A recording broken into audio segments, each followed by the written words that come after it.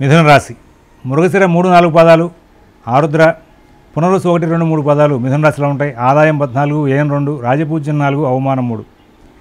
వీళ్ళకి శని సంచారం బాగుంది. గురువు కూడా అధిక కాలం అనుకూలిస్తూ ఉంటారు.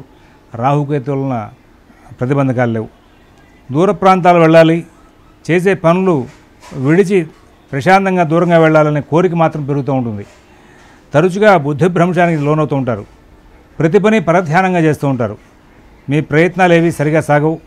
అందరూ నన్ను సరిగ్గా గౌరవించట్లేదు అనే భావన పెరుగుతూ ఉంటుంది. చతుష్పాద జంతువుల వలన ఇబ్బంది పెరుగుతుంది.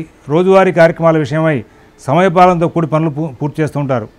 కుటుంబ విషయాలు పరిశీలిస్తే మే వరకు కొంత సమస్యలుగా ఉన్నా మే నుండి చాలా అనుకూల వాతావరణం ఏర్పడుతుంది. మీ కుటుంబ వ్యవహారాల్లో ఇతరుల ప్రమేయం నిర్ద్వంద్వంగా ఖండిస్తే సుఖపడే అవకాశం వస్తుంది.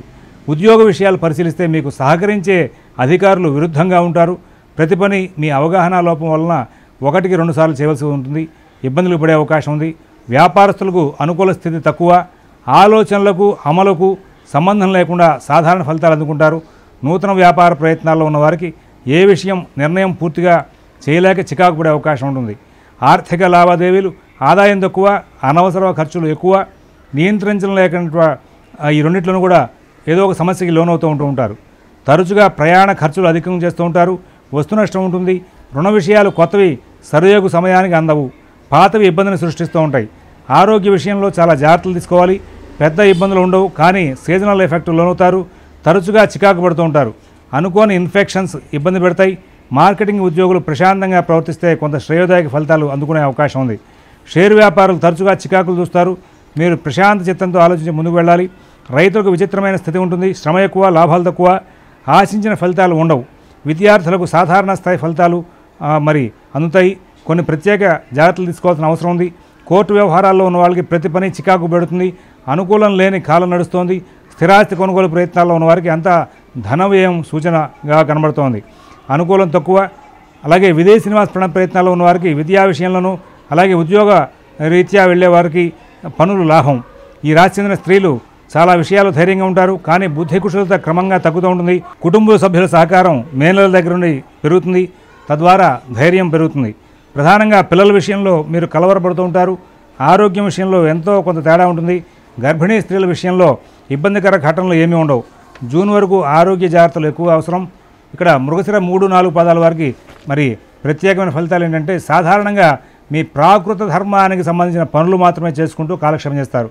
చతుష్పాద జంతువులు, పెంపుడు జంతువులు వంటి వాటి కొంచెం ఇబ్బంది సృష్టిస్తూ ఉంటాయి. నమ్మకంగా ఉండే వారి ప్రవర్తన కూడా కొంత అనుమానించేలాగా ఉండడం దృష్ట్యా మీరు ముఖ్య విషయాల్లో సందిగ్ధావస్థగా నిర్ణయాలు తీసుకుంటూ ఉంటారు. ఆర్థిక లావాదేవీలు సరిగా సాగవు. ఆర్ద్ర నక్షత్రం వారికి సర్వసాధారణంగా అంతా శుభ పరిణామాలే ఉంటాయి. కుటుంబ సంబంధంగా మంచి నిర్ణయాలు చేయగలుగుతారు, సక్సెస్ అవుతారు. అలాగే విద్యా విజ్ఞాన విషయ శోధనలో కాలక్షేపం బాగా జరుగుతుంది. ఆర్థిక వెసులుబాటు సాధారణ స్థితిగా ఉంటుందని చెప్పాలి. వ్యాపారులకు ధనం వెసులుబాటు, వర్కర్స్ సహకారం తక్కువ అని చెప్పాలి. పునర్వసు 1-2-3 పాదాల వారికి ప్రత్యేక ఫలితాలు. తరచుగా బుద్ధిస్థిమితం కోల్పోతూ ఉంటారు. అందరితో ఆగ్రహావేశాలతో ప్రవర్తిస్తూ ఉంటారు. ఇది భవిష్యత్తుకు మంచిది కాదు, గమనించుకోవాలి.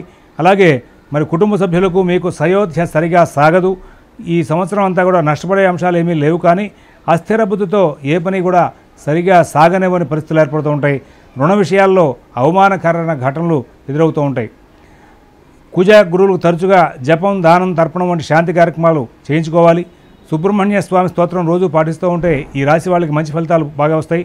ప్రదోషకాలంలో శివాలయంలో శ్రీమాత్రే నమః అని చెప్పి 11 ప్రదక్షిణాలు చేసి కాలభైరవాష్టకం పారాయణ చేయండి. 6 ముఖాల రుద్రాక్ష ధారణ చేయడం వలన ఈ సంవత్సరం రక్షణ ఎక్కువగా ఉండే అవకాశం ఉంది.